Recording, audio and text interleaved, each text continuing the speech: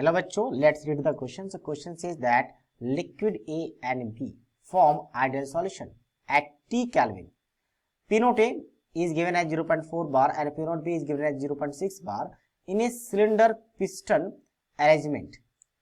2 moles of vapor liquid, that is A, and 3 mole of the vapor liquid B are taken at T Kelvin and 0.3 bar. Then predict which of the vapor will be condensed or not at the given pressure. क्या बोलेगा आपके पास pure solvent और pure solute का, यानी ए और B अगर दो ideal solution बना रहे हैं, एक सॉल्वेंट एक सॉल्यूट होगा, तो जब प्योर फॉर्म में होगा तो उसका वेपर प्रेशर आपको गिवन है। और कह रहा है कि वहां पे एक पिस्टन अरेंजमेंट करा गया है जिसमें से हमने 2 मोल वेपर लिया लिक्विड ए का और 3 मोल वेपर लिया लिक्विड बी का, लिया गया उसी टेम्परेचर पे, एंड 0.3 बार का हमने प्रेशर रखा है। तो सिंपल सा प्रोसेस है कि आप वेपर फेज में लिया है तो वेपर फेज का प्रेशर फॉर्मूला लगा लो। टोटल प्रेशर हम कैसे लगाते हैं, 1/pt। तो टोटल प्रेशर का फॉर्मूला होता है motion of A divided by P not a vapour phase में, प्लस वेपर फेज में मेरा mole fraction divided by P not be. दोनों वैल्यू पता है, रखते हैं दोनों वैल्यू।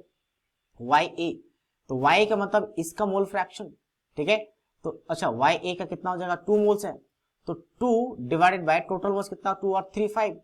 मोल फ्रैक्शन कैसे निकालते हैं, number of moles of that component divided by total number of moles. और पी नॉट ए कितना गिवन है, तो ये गिवन है 0.4 प्लस ऑफ वाई बी, तो वाई बी कितना हो जाएगा 3/5, ठीक है। वाई बी के लिए 3 और टोटल नंबर ऑफ मोल 5 और डिवाइडेड बाय 0.6। तो हमें इसे कैलकुलेट करना है। तो ये कैलकुलेट करने के बाद अगर अच्छा कैलकुलेट के बाद रिवर्स भी करना है, तो एक तो 1/5 हमारा कॉमन आ रहा है, ठीक है। तो 1/5 हम कॉमन ले लेते हैं, तो ये 2/4 का मतलब 1/0.2 आ जाएगा और ये भी आ जाएगा 1/0.2। तो इससे क्या फायदा हुआ कि आपके पास ये 0. क्या वहां 2/0.2 बन जाएगा, तो 2/0.2 का मतलब आ गया 0.1, यानी कि ये आपके पास बन जाएगा 5 × 0.1। तो पीटी कितना, ये आपके पास कितना बन गया 1/0.5। तो टोटल प्रेशर आ गया आपका 0.5, ये आ गया टोटल प्रेशर। यानी सॉल्यूशन का टोटल प्रेशर इतना होना चाहिए और हमने लिया कितना है 0.3, मतलब जितना होना चाहिए उससे प्रेशर कम है। तो मतलब अभी यानी कि अब देखो क्या होता है कि लिक्विड और वेपर आपस में होते हैं इक्विलिब्रियम पे। ये लिक्विड है मान लो और ये आपका वेपर है, तो ये होता है आपस में इक्विलिब्रियम पे, ये इक्विलिब्रियम पे।